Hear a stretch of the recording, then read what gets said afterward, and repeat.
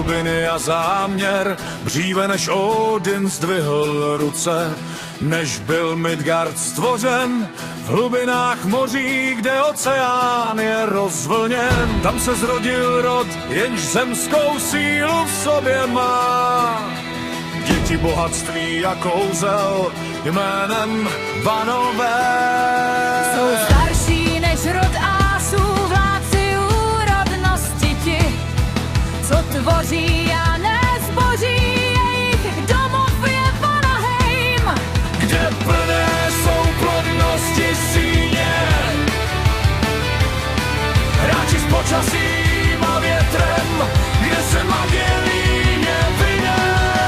Věčná vanka, třikrát spálená, třikrát probodnutá, třikrát povstane.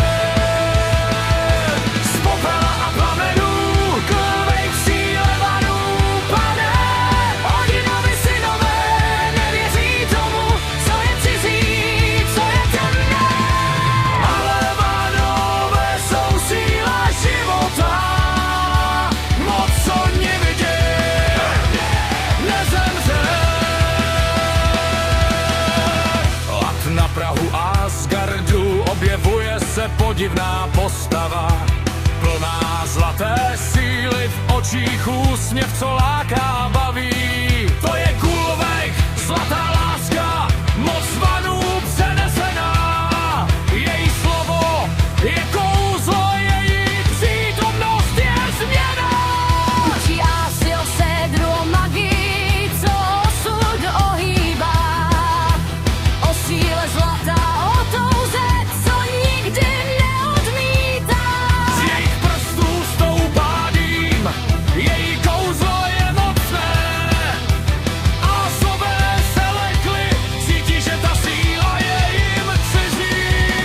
Věčná vanka, třikrát spálená, třikrát probodnutá, třikrát povstane. Z popela a plamenů, Gullveig v síle vanů pane. Odinovi synové nevěří tomu, co je cizí, co je temné. Ale vanové jsou síla života, moc co nikdy nezemře.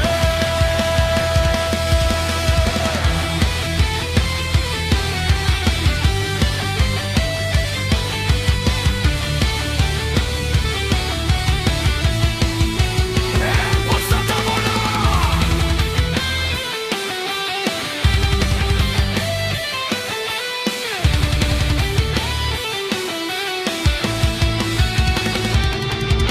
Jsou to ti, kdo vládnou úrodě, kdo krotí hlubokou vodu.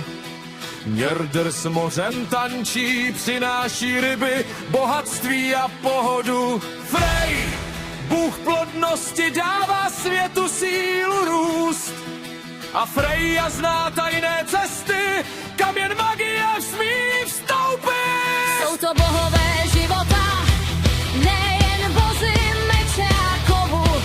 Cizí moc, jež dorazila do světa, jenž byl nový. Jejich zrod je spojen s prastarou, hlubokou energií, která s hrou a s kouzly tvoří to, co bohové ásů nevidí. Tak rodí se vanové z mořských vln a z hluboké hlíny. Skrytá síla, jež přichází, aby měnila všechny ty činy. Jsou zlatým kouzlem, jsou plodností, jsou starobylou esencí. Jejich přítomnost mění osud, to věčná